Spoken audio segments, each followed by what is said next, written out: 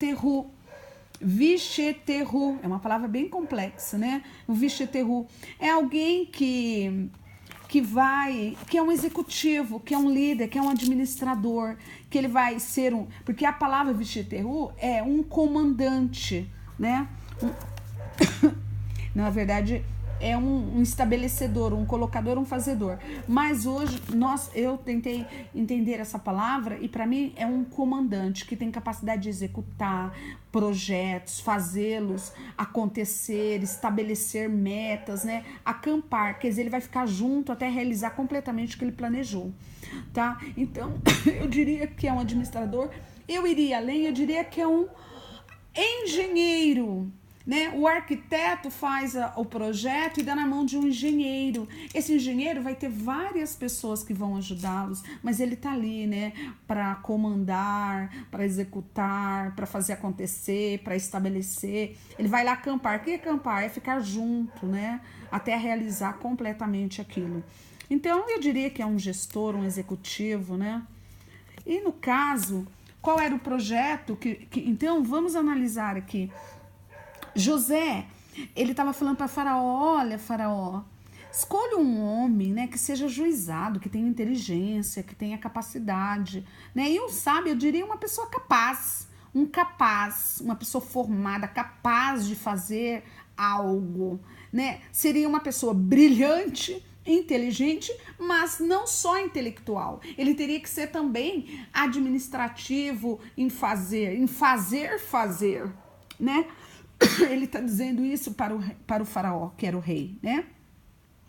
E ele disse assim, e ponha sobre toda a terra. Então, essa pessoa teria uma pessoa muito inteligente, muito capacitada, que seria o responsável de toda a terra. Então, eu diria que seria um ministro. Como o caso aqui é para agricultura, eu diria seria o ministro da agricultura, né? Então, ele disse, escolhe um homem para você colocar sobre toda a terra do Egito, quer dizer, o chefe supremo daquilo, né? E era um ministro. E você, ele fala também no 34, faça isso, faraó, e coloque administradores sobre a terra e tome a 5ª parte dos frutos da terra do Egito nos 7 anos de fartura. Então, veja bem, ele diz assim, olha, esse ministro, ele não vai agir sozinho, ele vai ter os seus administradores. Eu também fui procurar, acho que a palavra administrador no hebraico, eu procurei, Pegidim, que eu vou mostrar aqui para vocês, cadê? Pequidim, é o Pequidim, que seria, vem de pagar, Pacad, que é um verbo, né, que significa ordenar, contar, enumerar, fazer um censo, recensear, castigar, visitar, nomear, encarregar, lembrar, né? Eu vou até mostrar aqui para vocês, que às vezes vocês visualizando fica mais forte, né? Que também vem de piqued, que significa mandar, dar ordens, tá? Então ele falou assim, você vai pôr um homem sobre toda a terra, você vai criar um ministro, no caso aqui eu diria ministro da agricultura, mas esse ministro vai levantar administradores. Que é? E que são esses administradores, né? Eu diria são executivos, seriam os secretários da agricultura, né? Em cada estado vai ter um secretário, vai ter um administrador, vai ter um executivo, que é uma pessoa que vai dar ordens, que vai contar as pessoas que vão trabalhar, que vai contar o produto da terra, que vai enumerar, que vai fazer um censo, né? Que vai fazer censo, que vai fazer uma estatística, né? Que vai fazer um relatório, né, que vai castigar aqueles que não fizerem como deve, né, que vai dar castigo, e que vai visitar, ele vai lá até o local, ver o que está sendo feito, ele vai nomear pessoas para ajudar, né, ele vai encarregar, ele vai levantar encarregados que vai chefiar lá no local, que vai trazer o relatório para ele, e também significa aquele que lembra, ele vai lembrar tudo aquilo que precisa ser lembrado, tá? Então, Por que eu tô falando isso? Ele disse assim, olha, você vai levantar um ministro, que esse ministro também deve levantar administradores, isto é, secretários da agricultura, porque nesse caso seria coisas de agricultura, né? E esses secretários vai levantar encarregados, né? Que vai cuidar de todas as pessoas que vão trabalhar. Ele diz assim, olha, ajunte os administradores sobre a terra e tome a quinta parte dos frutos da terra do Egito nos 7 anos de fartura. Então, os administradores, eles devem pegar a colheita, né, dos 7 anos, bons anos que vão vir, e eles devem recolher o cereal debaixo do poder de Faraó para mantimento nas cidades e o guardem. Assim, o mantimento será para abastecer a toda a terra nos 7 anos de fome que haverá no Egito, para que a terra não pereça de fome. Veja bem, isso é uma coisa muito interessante. Ele diz assim, olha, Deus vai dar uma fartura para vocês, que vocês nunca conheceram essa fartura. Vocês nunca foram confrontados com ela. Uma fartura imensa. Vai ter tudo em dobro, sei lá, 7 vezes mais, né? E vocês, sabe o que vocês devem fazer? Vocês devem poupar, vocês devem fazer uma poupança, vocês devem fazer celeiros. E você vai, de tudo que a terra produzir, você vai pegar 1/5. O que é 1/5? É 20%. Você vai tirar a parte, não vai usar 20%. Você vai guardar 20% num celeiro, numa caixa, numa poupança, e ninguém pode mexer. E todo ano, tudo vai 20% vai lá para esse celeiro que ninguém mexe. Esse vai ser para os 7 anos de fome, para que o povo não morra, né? Então, veja bem, o que um judeu, né, um hebreu está ensinando para o povo do Egito? Ele está ensinando o seguinte, gente, aproveite a abundância, aproveite a bênção de Deus e comece a poupar, comece a guardar, comece a pensar no futuro, que hoje você pode ter abundância, mas amanhã você não ter mais. Pode vir um desemprego, pode vir um problema mundial de recessão e você precisa ter um dinheiro, você precisa ter um depósito para te socorrer. Então, o que ele está dizendo, né? São conselhos até financeiros, né? Bancários. Poupem 20% de tudo que vocês têm. Não gastem tudo. Sejam pessoas que poupem, que ponham de lado para quando vier o tempo. Só que isto também é pro lado espiritual. Por que é pro lado espiritual? Porque Deus também nos dá abundância, né? Ele nos dá tempo de refrigério, de conhecimento, onde ele envia os seus servos, começa a viajar por toda a terra, ele começa a levantar pastores, apóstolos, né? Mestres, professores que nos ensina, ele começa a nos dar grande riqueza, porque comida é também a comida da alma, é comida do espírito. A palavra de Deus diz que o pão é a palavra, nem só de pão virá homem, mas de toda palavra que procede de Deus.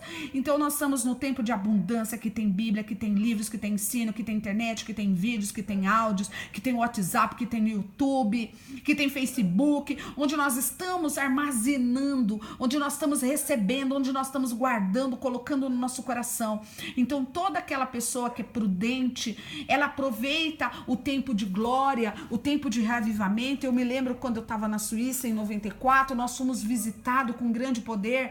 A gente vê a unção que tinha lá no Canadá, em Toronto, e que as pessoas receberam um grande reavivamento. Eu me lembro, esse reavivamento era um poder, era glória. A gente saía bêbada da igreja, a gente se renovava, era uma glória. A gente vivia num outro planeta, numa felicidade. A gente pregava o evangelho como se a gente estivesse bebendo um copo d'água. Era tudo maravilhoso, era tudo muito impactante, era tudo. A gente rejuvenescia porque a gente ria, Deus fazia a gente rir. Tudo aquilo que nós não rimos, tudo aquilo que o diabo roubou de nós, toda a alegria que ele roubou, todas as lágrimas que ele nos trouxe. Você sabe que é necessário o riso. A Bíblia diz que o riso cura os ossos, né? Que quando você ri, quando você ouve alguma coisa boa, você produz um hormônio que te dilata o seu coração, que te dá longevidade. Foi feito um estudo onde eles pegaram, isso nos anos, acho que 74, nos anos 70 e 74, onde eles pegaram dois grupos de pessoas, eram pessoas que tinham problemas de saúde, que tinham colesterol muito alto, que estavam muito afetados na sua saúde, e esses pesquisadores separou em dois grupos e mandou para dois spa diferentes. Um spa seria normal, que eles viveriam a realidade dos anos 70, eles falariam coisas, comeriam tudo. E no outro spa, eles seriam um spa tudo com um projeto dos anos 50, 20 anos antes deles. Então eles teriam que falar como nos anos 50, pensar, agir, comer, viver como nos anos 50. Eles ficaram um mês nesse spa. E depois que eles saíram desse spa, eles foram fazer um resultado, um exame de sangue, um exame de saúde completo. E ele descobriu que aqueles que estavam no spa consagrado aos anos 50, que tinha pensar e falar, ou viver como nos anos 50, vestir, sei lá o quê, os exames laboratoriais bioquímicos mostravam que eles tinham 20 anos a menos do que o primeiro exame quando eles entraram lá. Eles rejuvenesceram 20 anos. Assim como eles estavam nos anos 70 e eles viveram nos anos 50, que era 20 anos antes, eles rejuvenesceram 20 anos antes. Por isso que eu pensei aqui, poxa, se eles só pensaram nos anos 50 e eles rejuvenesceram 20 anos, porque eles pensaram 20 anos a menos e também adquiriram 20 anos a menos, imagina nós que então estamos refletindo na palavra de Deus, que tem mais de 3.000 anos, né? Se nós começarmos a pensar nas maravilhas que está na palavra, nós rejuvenescemos. Por isso que você vê que aquele que crê em Deus, ele é brilhante, ele é rejuvenescido. As pessoas que não creem em Deus, elas são mais envelhecidas. Começa a observar isto, né? Então, isso é só um adendo para dizer que nós temos que aproveitar os tempos de gordura, das vacas gordas, das espigas maravilhosas, também no mundo espiritual, para nós nos abastecermos. A Bíblia fala das 10 virgens loucas. Virgens são mulheres que ainda não são casadas, né? São noivas ou que serão noivas. Essas virgens, na verdade, 50%, quer dizer, 5 eram sábias, prudentes, e 5 eram loucas, isto é, imprudentes. O que fez com que 5 eram prudentes? É que quando elas foram convidadas para ir ao casamento, elas levaram óleo, porque naquela época o casamento era assim, o noivo, ele saía da sua cidade com uma comitiva muito grande, ele tinha que andar vários dias a pé, então ele tinha que ter uma comitiva que ia iluminando, que ia cantando, etc, etc. Ele ia até a cidade da noiva, a casa da noiva, buscá-la, para levá-la a uma casa que ele tinha preparado. Então ele tinha que ter pessoas que iluminavam seu caminho. Então as pessoas iam parando assim no meio do caminho para iluminar o caminho do noivo. Então essas virgens foram chamadas para quando chegassem tal trajeto, elas também acompanharem, né? Porque eles iam trazendo, naquele tempo se iluminava com azeite, com óleo, né? E só que os óleos iam acabando, porque não dava para trazer tanto. Então outras pessoas iam se agrupando ao grupo, né? Então aquelas virgens, elas se colocaram no local onde o noivo iria passar e pegá-la, levá-la juntas para o casamento, porque elas eram convidadas para esse casamento, né? Mas elas tinham que ficar esperando ele chegar, porque não se sabia quando o noivo ia chegar, né? Não tinha uma previsão da hora certa. Então, aquelas noivas que eram prudentes, elas pegaram muito óleo, porque elas pensaram assim, olha, nós não sabemos quando o noivo vai chegar, se ele vai atrasar 1 hora, 2 horas, 10 horas, um dia, né? Nós não sabemos. Então, elas trouxeram muito óleo. E as virgens, quer dizer, as moças, né? As virgens imprudentes, tolas, né? Elas não Imprudente é aquele que não pensa no que pode acontecer. Esse que é o imprudente. Elas falaram, eu vou levar óleo. Mas elas não pensaram que o noivo podia se atrasar. E quem é o noivo? O noivo é Yeshua. Ele falou que vai vir. Mas muitas vezes nós temos que acumular óleo dentro de nós. E o que é o óleo? É a presença do Espírito Santo. O óleo simboliza o Espírito Santo. Então esse óleo ele tem que ficar armazenado. Nós temos que ter um celeiro dentro de nós, como lá no Egito, como Yosef diz. Construa um celeiro muito grande e comece a pegar 1/5, 20% da colheita e guardar. Então, é isso que nós